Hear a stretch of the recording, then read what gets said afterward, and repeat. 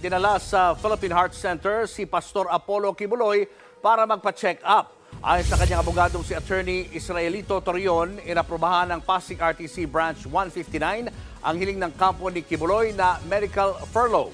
Last November 7 po kasi ay nag-complain po ng chest discomfort si Apollo Kibuloy that prompted po the PNP General Hospital to conduct medical examination. At lumabas po doon sa medical examination na kinonduct po ng health service ay meron po siyang irregular heartbeat that may...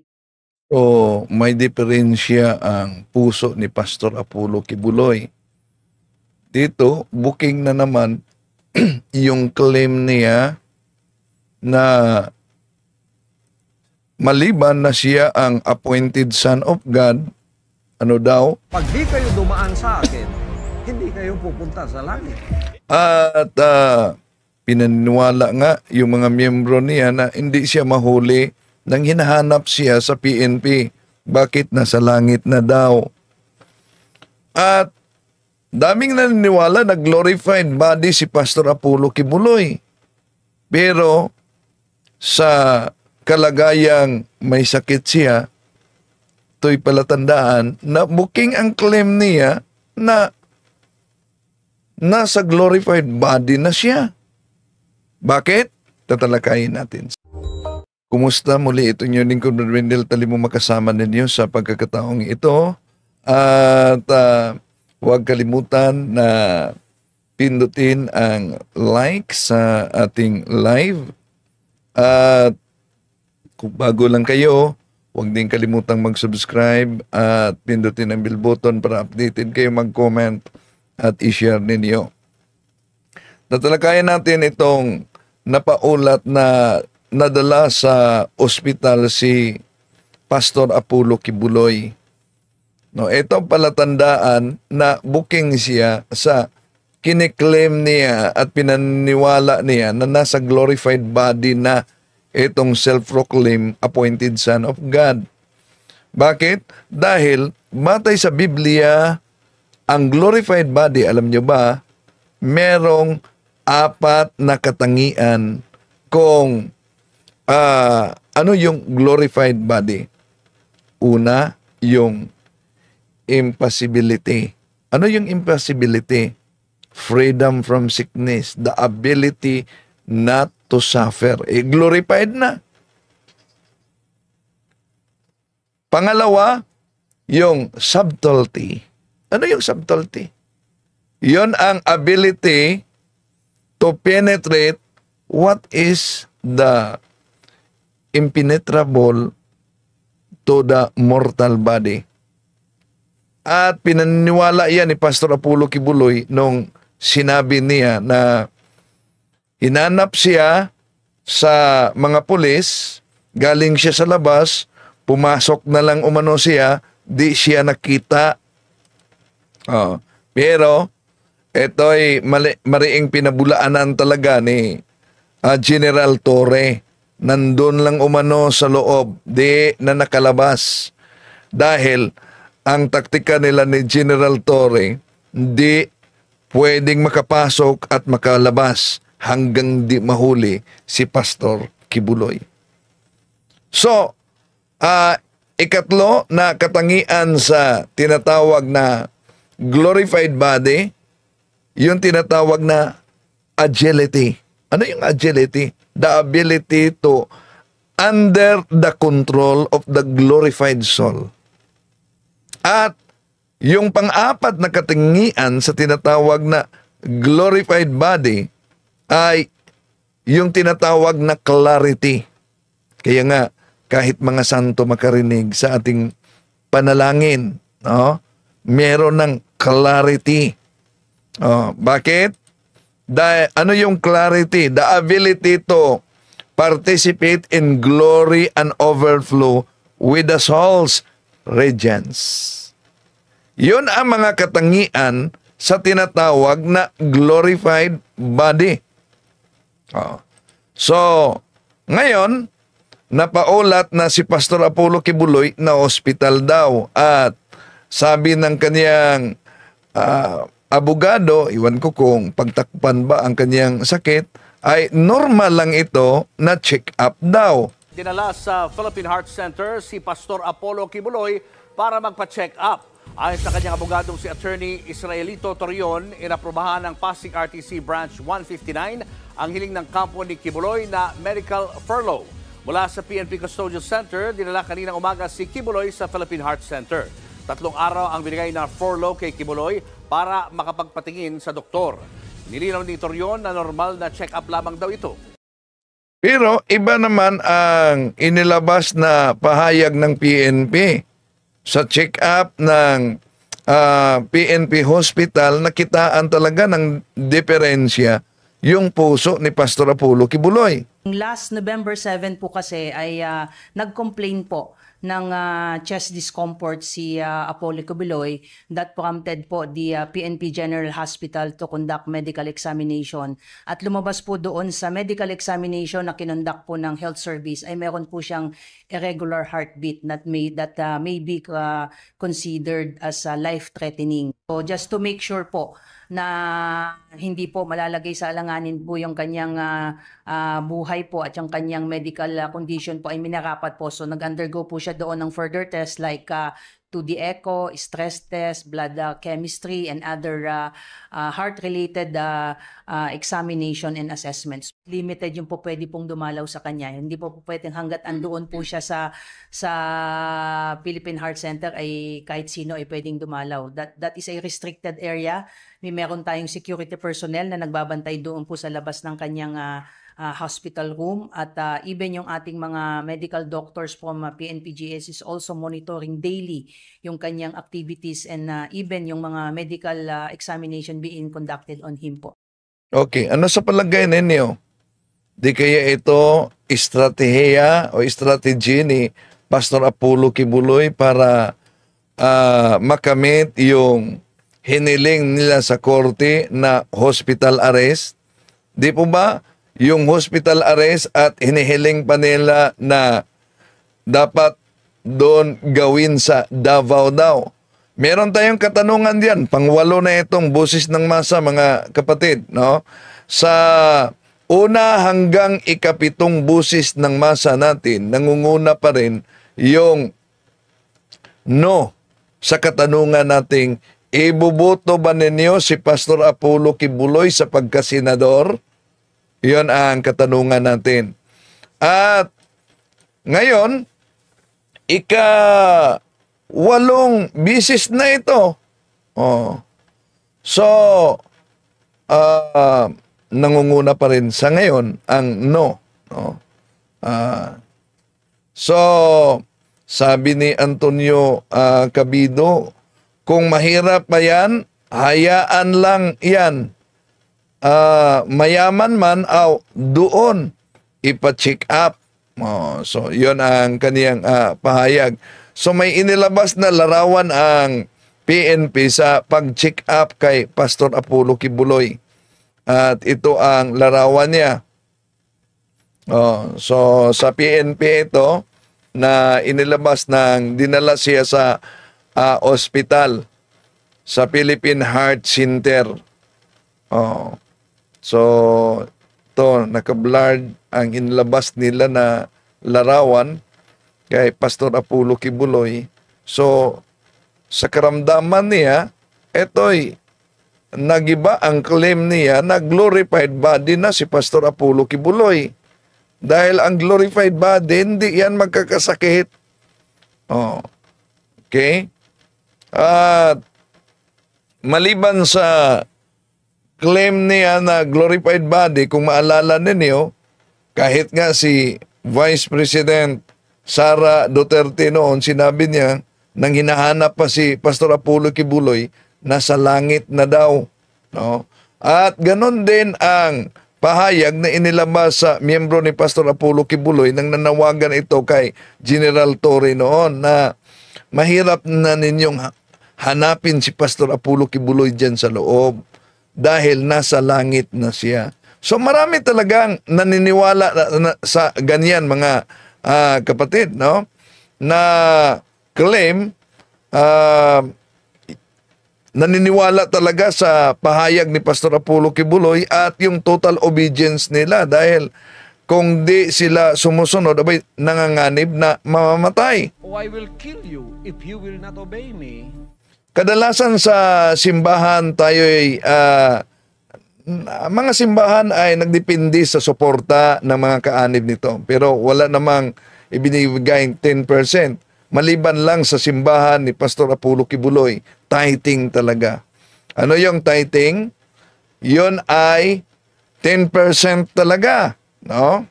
That is the tithes. Matigas ako sa pangangaral ng tithes. Hindi ka lang magbigay ng yung tithes, magnanakaw ka na. Pagkatapos magbigay ka ng tithes, huwag mo na baguhin yon because that is already God's will. Siya na ang nag-decide kung magkano ibibigay mo. Tithes, 10%. O isang negosyanteng ginagamit ang pangalan ng Diyos. Yon ang kay Pastor Apollo Kibuloy. At diyan ay yumaman talaga si Pastor Apollo Kibuloy dahil sa 10% at maraming mga ngaral na sumusunod sa 10% at hindi lang yan, maliban na nag-claim siya na appointed son of God, siya doon dadaan sa kanya talaga ang mga kaluluwa. Pag di kayo dumaan sa akin, hindi kayo pupunta sa langit. If you want to be saved, come through the Son. Hallelujah. Okay. So, yon. Doon talaga dadaan sa kanya ang kaluluwa, mga kapatid. Pero, marami talagang sumunod kay Pastor Apollo Kibuloy sa mga aral na ito at naniniwala na siya appointed son of God, na mag-glorified body na daw si Pastor Apollo Kibuloy. So kung mag-glorified body, wala sa kanya yung tinatawag na 4 characteristics of glorified body. Ang klaro lamang, mga kapatid, na nasa kanya ang madaling pag-claim na siya appointed son of God. So, kung maalala ninyo si Pastor Apollo Kibuloy na nagtatag siya sa kanyang samahan na noong September 1, 1985 at iyon ang The Kingdom of Jesus Christ, the name above every name. At nakilala natin na Kingdom of Jesus Christ. Yung lugar niya ay tinatawag na kaharian talaga. So, si Kibuloy ang nangungunang pastor sa naturang tatag niya na sikta at siya ay nagpakilalang appointed son of God. Bukod diyan, siya ay kinikilala ng kaniyang mga tagasunod, mga kapatid, na Jesus Christ, meron silang Apostles' Creed. Yeah? Na nauna nating inilabas dito, yung Apostles' Creed nila, katulad sa Apostles' Creed ng Simbahang Katoliko, I believe in God, the Father Almighty, pero may karugtong sa pangalan ni Pastor Apollo Kibuloy. No? So, si Pastor Apollo Kibuloy, kinikilala siya talagang the Anointed One. So, sa mga kabilang claim ni Pastor Apollo Kibuloy na napalpak, una, yung sinabi niyang ng mga miyembro niya na glorified body na si Pastor Apollo Kibuloy, nasa langit na daw si Pastor Apollo Kibuloy, kaya di siya makikita, di siya mahuhuli. Oh. Pero ano ngayon? Oh. Yung sabi niya, hindi talaga siya haharap sa Senate hearing, pero sa unang pagkakataon, nagkaharap sila sa mga nagreklamo niya. No? So, marami pang claim niya at maraming naniniwalang tagasunod ni Pastor Apollo Kibuloy dahil nag-claim din siya sa kanyang sarili na maliban na makapaghinto siya sa mapa-stop niya yung lindol, siya ang Son of God din. No? Siya ang Son of God. Pero kung pag-aralan natin sa Biblia, mga kapatid, maling-mali talaga yung pag-claim niya na Son of God. Bakit? Kung tingnan natin ang 1 Corinthians chapter 8 verse 6, ito din ginagamit sa Iglesia ni Cristo sa mga di naniniwala na sa Kristo Diyos. Pero ito mabasa natin, yet for us there is but one God, the Father, from whom all things came and from whom we lived. And there is but one Lord, Jesus Christ, through whom all things came and through whom we live. See?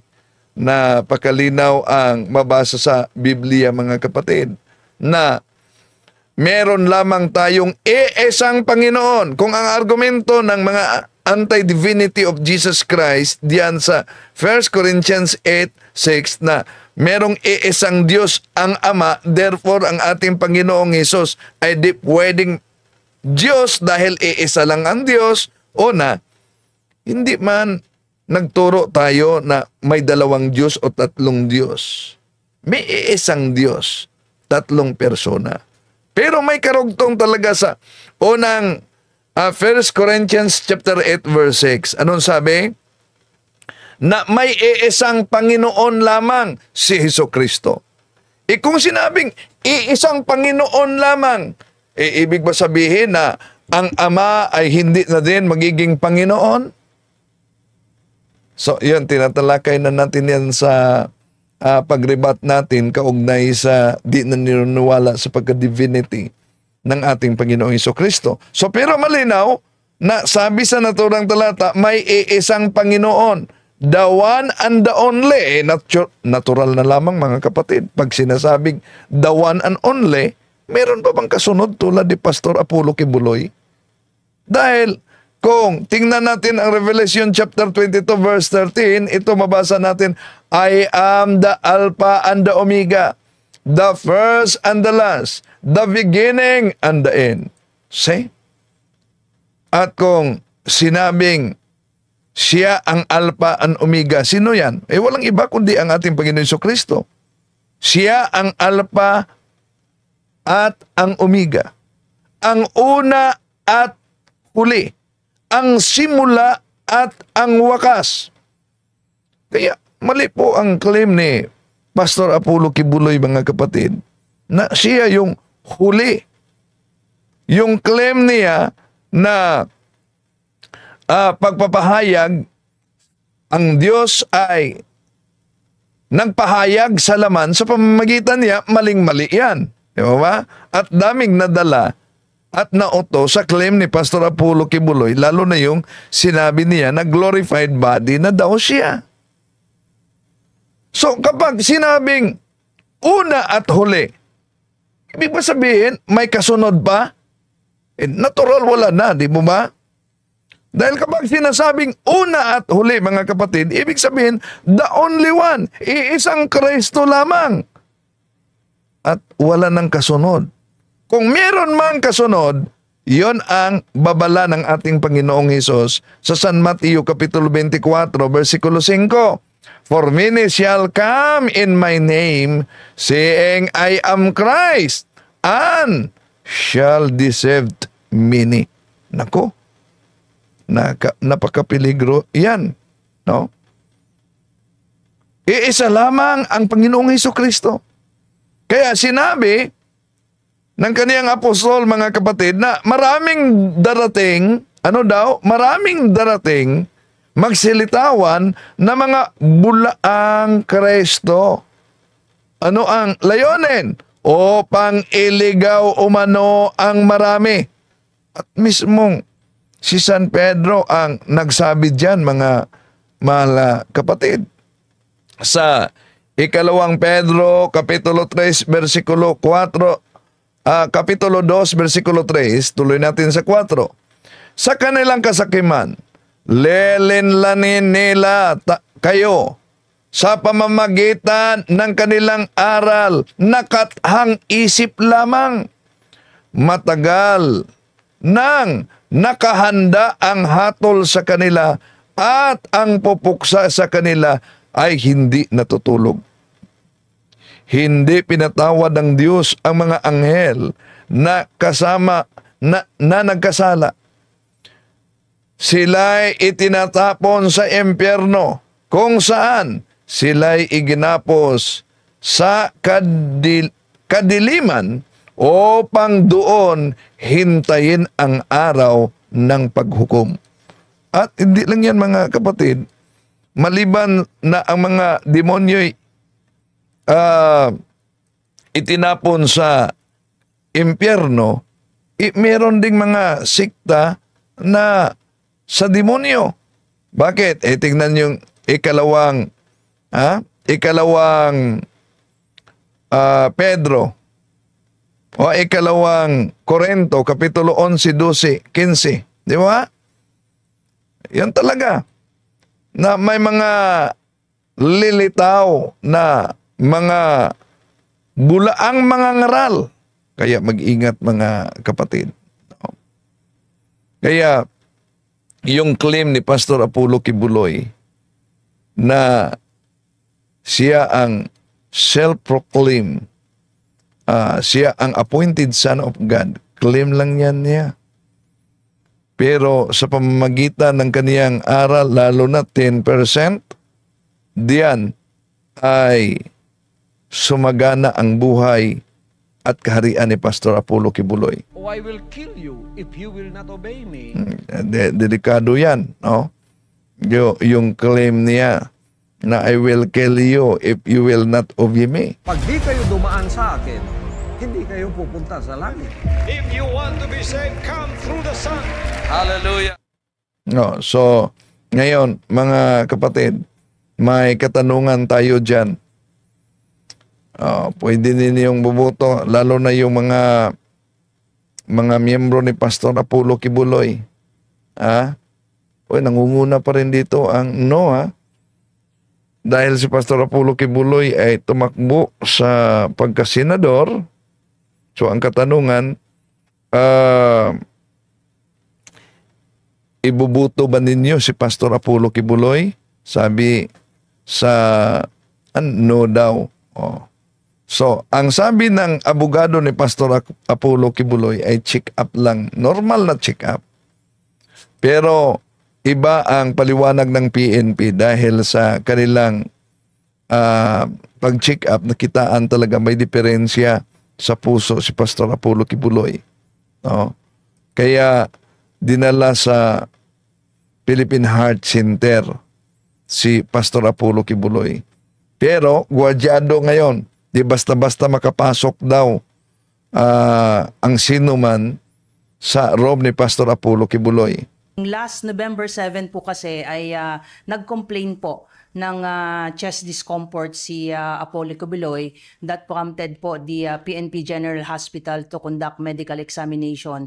At lumabas po doon sa medical examination na kinonduct po ng health service ay meron po siyang irregular heartbeat that may be considered as life-threatening. So just to make sure po na hindi po malalagay sa alanganin po yung kanyang buhay po at yung kanyang medical condition po ay minarapat po. So nag-undergo po siya doon ng further tests like 2D echo, stress test, blood chemistry, and other heart-related examination and assessments. Limited yung po pwede pong dumalaw sa kanya. Hindi po pwedeng hanggat andoon po siya sa Philippine Heart Center ay kahit sino ay pwedeng dumalaw. That is a restricted area.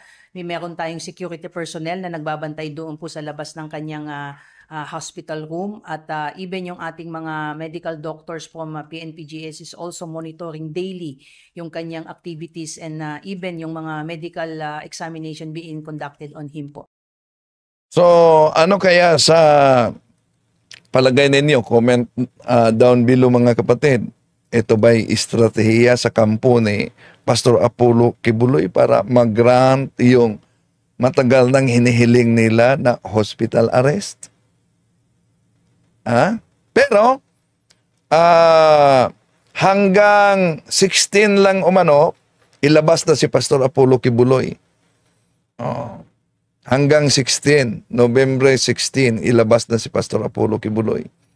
Kung maalala ninyo, yung kasagsagan ng pandemic, di po ba si Pastor Apollo Kibuloy may babala? Pag hindi ninyo, no, pag hindi ninyo daw, pigilan yung kaso sa kanya, nanganganib ang buong mundo. Buong mundo talaga. Pero iba ang resulta sa kanyang hula. Eto, balikan natin yung hula niya. I'm warning the whole world. Listen to the voice of the appointed Son. You want this pandemic to stop. Stop persecuting, prosecuting, maligning the appointed Son. If you continue, the judgment will come. It will be more worse. You think Omicron is the worst? Try again. Don't stop persecuting and prosecuting and maligning the name of the appointed Son. And you will see much worse than the Omicron variant. Oh, delikado. Last November 7 po kasi ay nag-complain po ng chest discomfort si Apollo Kibuloy that prompted po the PNP General Hospital to conduct medical examination. At lumabas po doon sa medical examination na kinonduct po ng health service ay meron po siyang irregular heartbeat. So, yun ang resulta, no? Sa kaniyang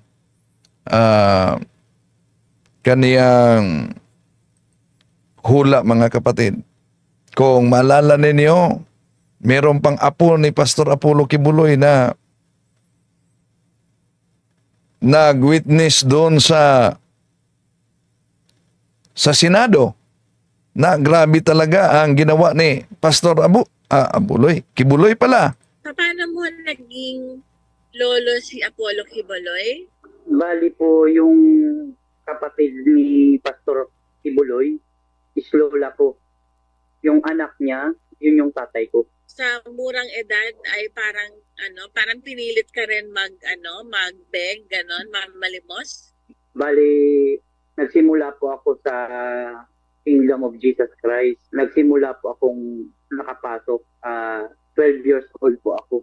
Kasi po, pioneering po yung magulang ko sa Bicol, mga member. Kami po yung pinakaunang miyembro doon sa Bicol dahil po yung lola ko nga po yung kapatid ni Pastor Kibuloy. Diyan po ako nagsimula sa Keepers Club. Tapos po, dati, mga games lang po, ini-invite kami palagi. Ang sumunod nun, nagsimula na po kami mag-fundraising. Meron silang binibigay na mga paninda, ganun. Young people po ako noon, bata pa po ako noon, hindi pa ako talaga, hindi ko pa kabisado ang patakaran sa loob ng ministry. Nagsimula po ako magtinda, pinagtitinda nila ako ng mga pastillas, mga candy, makapuno. Tapos, minsan sinasama nila ako mag-caroling pag Christmas. Na-experience mo bang paparusahan ng physical? Yes po. Nung nag-full time po ako, nalagay po ako sa logistic department. Yung logistic department ni Pastor Kibuloy, that time po, na-promote po ako. Yung pagka-promote ko po, inilagay nila ako sa Davao, sa studio. Nag-aral po ako maging cameraman sa broadcasting. Dahil nga po, cameraman ako sa media, meron daw akong naging girlfriend kasi bawal na po daw yun. Kasi through mobile, nag-report yung reporter ko na meron daw akong ka-textmate na taga-RPN na reporter. Pero hindi po yun totoo. Tapos, inold nila ako noon, hindi na nila ako pina-duty. Tapos, yun na yung nagsimula po na nagpaalam na ako. Dahil pinaghirapan ko po yung trabaho ko, yung ministry ko ngayon, nagpaalam na ako nalalabas. Hindi nila po ako pinayagan. Ang ginawa po nila, yung mga gamit ko, inilagay nila ako sa Bartolina. Nung nilagay nila ako sa Bartolina, 14 po kami magkakasama. Tinorture nila kami, nilagyan nila kami ng sili sa mata, inuntog nila yung ulo ko. Pasensya na po kung nagiging emosyonal ako kasi 15 years na nakaraan, pero naalala ko pa rin yung pangbababoy na ginawa nila sa akin. Nilagyan nila ng sili yung mata ko. Nilagyan nila ng sili yung ari ko. Nilagyan nila ng sili yung bibig ko. Almost 5 hours po ako hindi nakakita. Sigaw lang ako, sigaw pa sila na po. Inutos ba ni Pastor Quiboloy yung paglalagay ng sili sa mata mo at ari mo, or posible bang hindi niya alam yon? Alam niya po, dahil inutos niya po yun. Ang nangyari po kasi noon, madam, madaling araw yun, around 5 o'clock, merong hook up na nangyari. Galing sa Amerika, live po yun, boses niya. Inutos niya po na ganito yung gawin sa amin. Narinig mo mismo yung utos niya? Narinig ko po mismo, kahit po yung mga kasama ko na tinorture, akala po nga namin hindi gagawin sa amin. Kasi sino po ba naman gagawa ng ganun? Elias David, ikumpirma ko nga po ulit para on the record namin at saka live, no? Ikaw ay apo ni Apollo Quiboloy, tama? Kadugo mo siya. Yes, ma'am. Apo niya po ako. So, kilala kanyang personal? Kilala niya po akong personal, ma'am, dahil nakapag-usap na kami ng personal dati.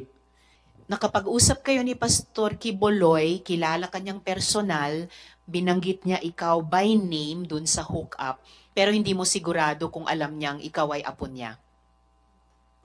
Alam niya, ma'am, na apo niya ako. Alam niya. Dahil ang pangalan ko ay pangalan ng asawa ng kapatid niya. Sinabihan po kami ni Quiboloy na iwan niya namin ang aming pag-aaral, ang aming pamilya, at aming mga pangarap sa buhay dahil kailangan namin mag-focus sa mga ipapagawa niya at para daw kami ay maligtas sa aming mga kasalanan. Pagkatapos po ng aking baptismo, pinang-area po agad ako at ang ibig sabihin po nito ay ang araw-araw na panlilimos sa mga kalsada, mga restaurant, plaza, mga malls at mga bahay. At may mga tinatawag na goal, ukuta kami araw-araw na dapat naming makuhang pera. 3,000 po ang aking goal everyday na kailangan ko po ito makamit. Nagpanggap po akong pipi at bingi. Kung hindi ko po ito maabot, ay papaluin po ako at di pa ako papakainin. Pag bare months naman po, o mula September to December, ay mas puspusan pong aming pamamalimos. 1.5 million pong aking goal na kailangan ko makuha at maibigay kay Quiboloy sa loob po ng 4 na buwan. Kaya 8 a.m. to 11 p.m. ako namamalimos. Halos wala na pong pahinga at kain. Gumagamit din po kami ng mga fake charity para mas nakakaawa kami tignan. Kalagitnaan po ng 2020, ako po ay na-assign sa SME9 News sa Makati bilang pong researcher. 8 a.m. to 4 p.m. po yung duty ko. Sa worst na, sinabi ng isang anak sa isang ina, Mama, hindi naman talaga kayo ang tunay na may-ari ng buhay namin. Ginamit lang kayong instrumento ng Diyos para mailuwal kami. Pero ang nagmamay-ari sa amin si Pastor Quiboloy, ang anak ng Diyos. Dati po akong full-time din, 1993. Katulad din ng iba, pinapaginawa din kami taga-produce ng pera through sa paglilimo sa iba't ibang paraan. 2021 November 25 lumabas ako kasi nagkaroon ako ng ulcer. Year 2021 April, naimbitahan yung anak ko na 13 years old. Actually, 3 sila. O yung kasama doon yung anak kong 13 years old sa Angono KLC para daw sa preparation for youth camp. Tapos pinayagan ko lang kasi mas gusto ko kasi bilang isang ina, gusto mo mga anak mo mapalapit sa Diyos para hindi mapariwara. Dumating yung gabi, yung 2 anak ko na lang ang nakauwi. Yung panganay ko tsaka yung sumunod ko sa bunso. Yung 13 years old ko, hindi nakauwi, hating gabi na. So wala akong alam. Tapos nalaman ko na lang sa may kapitbahay ko na member din nila na dinala pala yung anak kong 13 years old sa tinatawag nilang glass house. Itong glass house na to, ito yung dinadalhan nila ng mga young people na nare-recruit nila for training sa logistics, yung pagtitinda. Tapos, after 3 days, Sa pangungulit ko doon sa ministro nila, nakausapin ko yung anak ko. Nakausap ko siya sa cellphone through sa youth leader na na-assign si Rima Faune. Bigla Okay, so yun ang bahagi sa Senate hearing kung saan si Pastor Apollo Kibuloy, ang self-proclaimed appointed son of God, na nag-claim din na glorified body na, pero booking ngayon dahil ang glorified body, di yan magkasakit.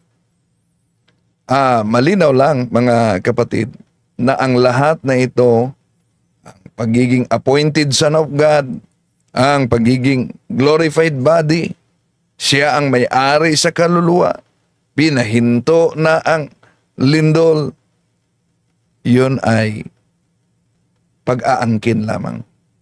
Ang dali naman mag-angkin, di po ba? Madali yun. Pero ang hirap patunayan kung siya nga ba.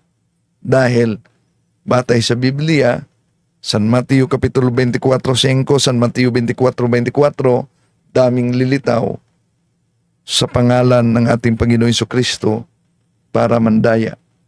At ang pandaraya ay ma-experience ito sa iba't ibang paraan. Pero napaka-delikado pag madaya tayo sa relihiyon. Pag madaya tayo sa pananampalataya dahil nanganganib pati na ang ating kaluluwa. Maraming salamat sa inyong pagsubaybay. Ito yung lingkod, Brother Wendell Talibong. Hanggang sa muli.